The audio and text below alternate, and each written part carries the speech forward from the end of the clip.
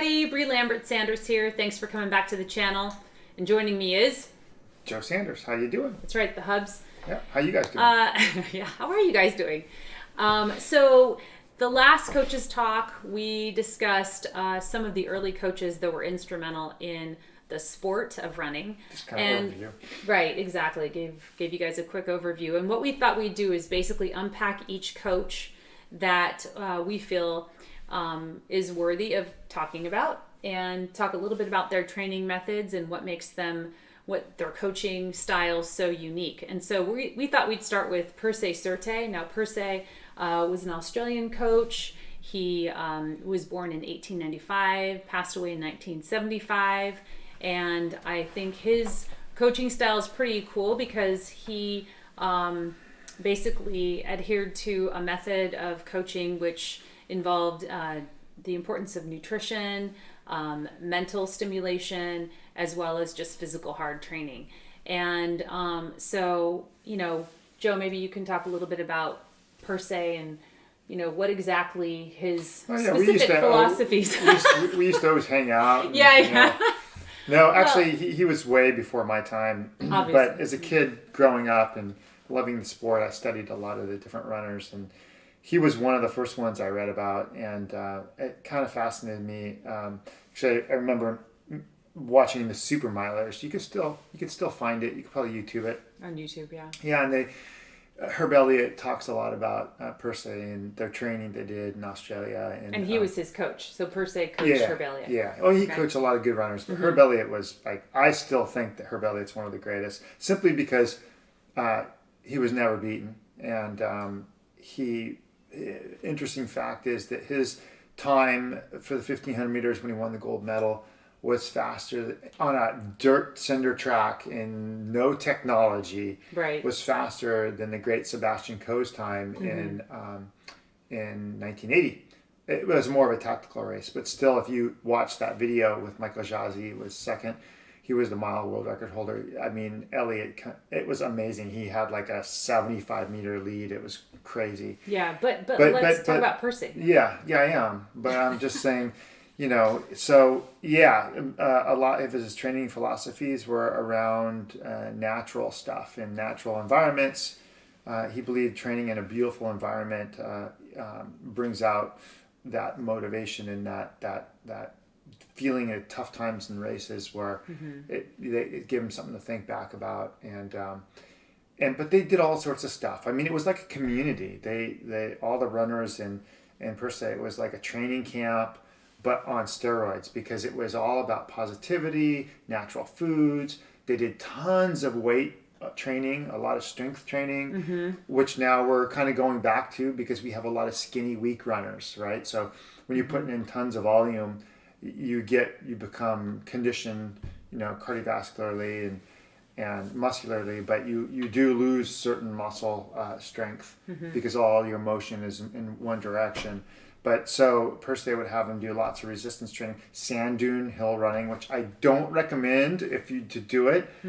They did it over the course of years of training, and they did it barefoot. If you go out to the beach and you run barefoot on the beach, you're probably going to end up with plantar fasciitis or some calf or Achilles strain. You got to go out there. If you want to run on sand, start with the hard packed sand, the wet sand, and work your way over to the soft sand.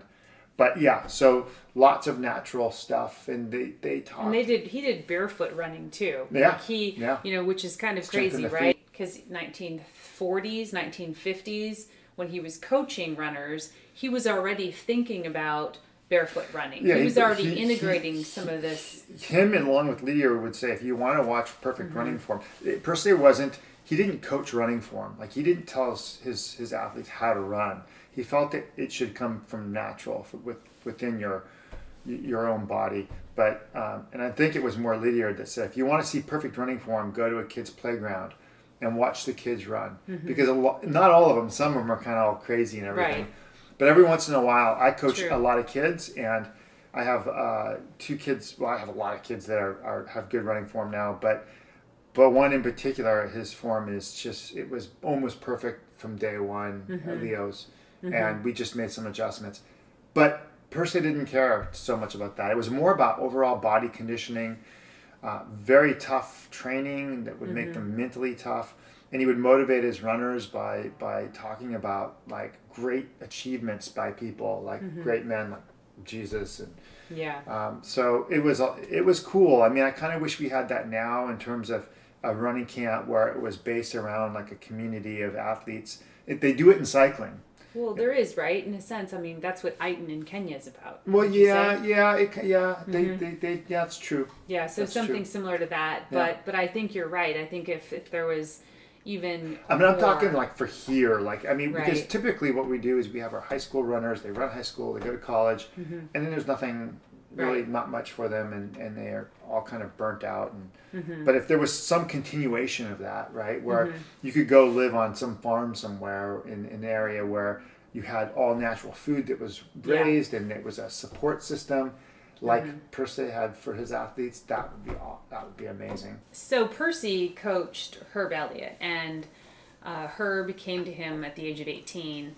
And at that point, his personal best at the mile was a 4:20. And then within a few short months, he took him to a 4:06 world record at the junior level. So I think that's pretty impressive. I mean, that's fast. And of course, he went on to break world records a number of times at various running events. Yeah, he was, when we talk about coaches like this is, even though a lot of the stuff is organic and it was cool for the time, it's very motivational.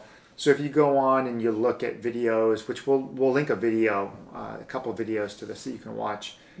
He's very motivational, but try to take it with a grain of salt, because the training he was doing then is some of it still sticks to today, but some of it is like obsolete. Yeah. It was a long time ago, but the barefoot running and his, he wasn't a big believer in doing lots of intervals.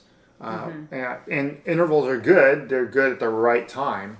They're just not, it's not like Zatopek, who was just doing intervals all the time. He's like, he didn't want to learn to run slow. He already knew how to run slow. His words were, I want to learn how to run long and fast. So he would do 50 times 400 meters, Right. crazy workouts like that. But Cerutty was more about strength training and long aerobic runs. They did intervals. It just was sand dune, hill repeat intervals and stuff like that. And some of the Spartan style training, right? Which is weightlifting and exactly resistance training. And I think that's important to note. And then the other thing was his philosophy around nutrition and how important it was to avoid going to bed at the right time. Right. Getting enough sleep. He didn't believe in alcohol consumption, which it's really funny when can you imagine when you read about it, and he's like, don't have any white flour, don't have any white bread, it's got to be whole wheat. That's very different now, because we know how they harvest wheat bread.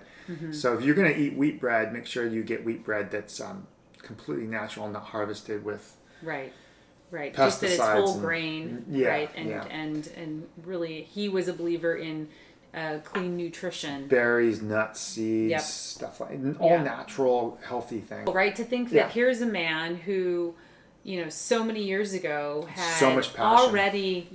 already like embraced, and understood the importance of nutrition and rest and hard training and the mental stimulation. He was a genius in the fact that he was willing to listen to the body, right? I'd say that's the biggest thing that Percy brought to the table, was listening to nature, listening to the body. And it's what kind of we were talking about, how with all the gadgets and stuff we have now and training plans and stuff like that, where I think the best coach in the world is your body. You just have to have the ability to listen to it and trust it. And it's okay to have motivation. Like, you can, if you have a coach that's motivational, that's great, but make sure he's giving you that motivation on days where you're going to run hard. Because if your plan is you go out there and to do an easy, relaxed recovery run, and you're all motivated, you're probably going to run too hard. And I always say to my athletes, you need to finish your recovery run more refreshed than when you began it.